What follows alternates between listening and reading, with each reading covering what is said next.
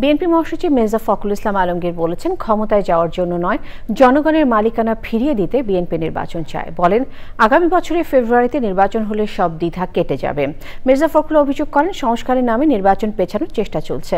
মইনুল হাসানের report. Bundle থাকলে প্রতি সেনমানিতে টাকা বাঁচবে। বিকাশ সেনমানি বান্ডেল কিনে জিতুন প্রতি লেনদেনে।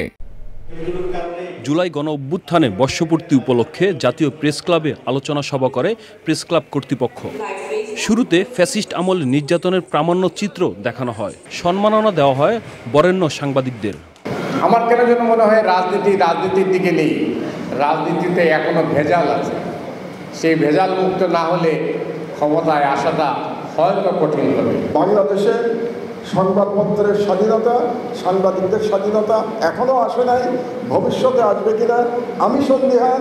যেদিন আমরা ব্যক্তিগত স্বার্থের ঊর্ধ্বে উঠে আমরা আদর্শের ভিত্তিতে ইউনাইটেড হতে পারবো। শাহবাগের মোড়ে যান, বন্ধ, আপনাকে গাড়ি ধুয়ে হেঁটে হেঁটে আসতে হবে। কখন কোথায় কি হচ্ছে নো কন্ট্রোল।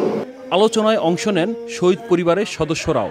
দাবি জানান গণহত্যাকারীদের বিচারের। সভায় নির্বাচন সংস্কার কার্যক্রম নিয়ে কথা বলেন বিএনপির মহাসচিব। যে রাজনৈতিক দলগুলোকে পারস্পরিক একটা বোঝাপড়া থাকতে হবে। এই বোঝাপড়া না থাকলে এই আমরা কাদা ছোড়াছুড়ি করছি, গণতন্ত্রের কাদা ছোড়াছুড়ি হবে। আমরা দেখলাম যে 12টা মৌলিক বিষয়ে আপনার একটা ঐকমতে এসছে, বাকিগুলো ঐকমতে যাওয়ার চেষ্টা হচ্ছে।